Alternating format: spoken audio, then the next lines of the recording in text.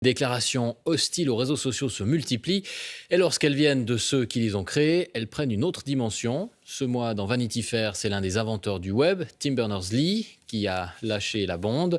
Voici ce qu'il dit. Le web a desservi l'humanité au lieu de la servir et a échoué sur de nombreux points. Et il n'est de loin pas le seul à le penser, jusque dans la Silicon Valley elle-même. Martina Shiba.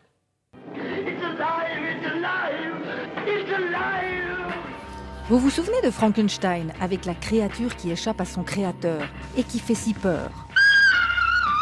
Eh bien, à la Silicon Valley, c'est un peu pareil. Les créateurs des réseaux sociaux ne likent plus ce qu'ils ont eux-mêmes fabriqué. Tim Cook, patron d'Apple, dans le journal The Guardian en janvier. Je ne veux pas que mon neveu utilise les réseaux sociaux.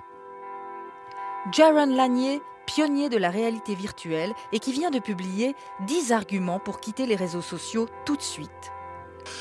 Je ne peux plus appeler ça des réseaux sociaux. Je les appelle des empires de modification du comportement. Désormais, on assume ouvertement d'avoir manipulé les cerveaux. Tristan Harris, ancien ingénieur de Google. Dans les années 70, quand vous parliez au téléphone, il n'y avait pas des centaines d'ingénieurs de l'autre côté de l'écran qui savaient parfaitement comment fonctionne votre psychologie. Sean Parker, cofondateur de Napster et qui possède des parts de Facebook.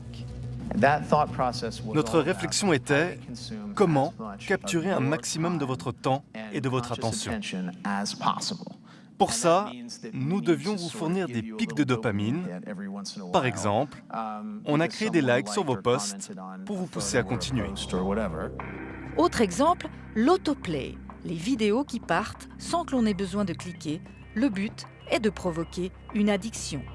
Chamath Palihapitiya, ancien vice-président de Facebook. Nous avons créé une machine qui déchire le tissu social. En fabriquant des outils qui sécrètent de la dopamine à répétition et du plaisir immédiat, nous avons détruit le fonctionnement de la société. Signe révélateur, les papes du numérique mettent tous leurs enfants dans cette école Waldorf. Pédagogie, zéro écran, zéro ordinateur, zéro robot. Plusieurs d'entre eux ont d'ailleurs créé un centre de technologie humaine. Objectif, reprendre le contrôle d'une société prise en otage par la technologie. L'affaire de chacun. Ce que je peux contrôler, c'est ma décision de ne pas utiliser cette merde et de ne pas laisser mes enfants utiliser cette merde. Bonsoir Martina Shiba. Bonsoir. Quand on entend ces propos dans la bouche de ces gens-là, c'est quand même assez fou. Ils proposent même des conseils pour se détacher de son téléphone. Oui, c'est complètement surréaliste. C'est comme si les fabricants de cigarettes ou les producteurs de junk food donnaient des conseils pour apprendre aux gens à se passer de leurs produits. Mais ce cri d'alarme demande surtout que la technologie soit mise au service de l'humain et pas l'inverse. Alors quels sont les conseils qu'ils nous donnent pour reprendre la main? Alors, on pourrait faire ça.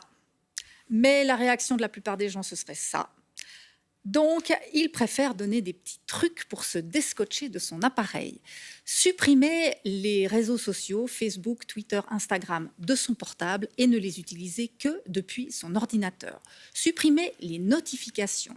Elles sont en rouge exprès pour attirer l'œil. Ne garder que celles qui permettent de communiquer avec des personnes réelles, donc téléphone, messagerie. Mettre tout en gris.